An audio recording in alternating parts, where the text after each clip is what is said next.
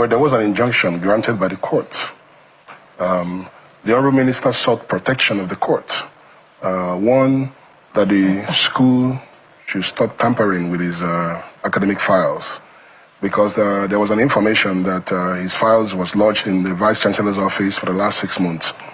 Secondly, that the school should release his transcript, and those were granted, those protections were granted. And thirdly, that the supervising authority should do their work by supervising these institutions. Those are the prayers, and they were granted.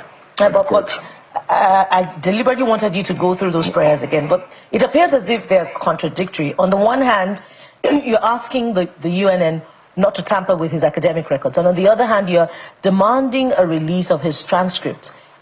In exercising its right, to access the transcript or to produce the transcript, it must, touch on the academic records of the minister. They didn't say don't touch. They said stop tampering or manipulating, because there was obvious evidence by what we saw online where things from a personal file of a former student was being released online. That means somebody in the school is deliberately doing that. So we got on the good authority that there were some manipulations going on. And so, excuse me, the Honourable Minister sought protection of the courts, that they should release his transcript. Is that your own interpretation, that it's tampering? Because the UNN reserves the right to look into the academic records of its student. Oh yes, nobody is stopping them from looking. The file is with them. It is their file, and their file is there for them to review, nobody's stopping them. Tampering is a different, some will say tampering is your own interpretation of the university's rights. No. The file of a student has no business in the Vice Chancellor's office. You have an acting Vice Chancellor who was a card-carrying member of a PDP. Under normal circumstances, he's not even qualified to be a Vice Chancellor of the school, but he was made acting.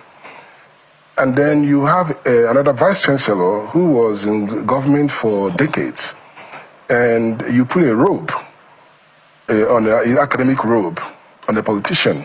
So the minister was jittery, because we know this is political, and we know how Enugu politics is, And so in Enugu, PDP has found a way to remain in power for the last 26 years by making sure there are no competition during elections. So what they do is go after whoever they think we challenge them and try to discredit them or find a way for them not to have a political party to run on. So the issue was stop tampering, stop manipulating his files, stop, basically release his transcripts.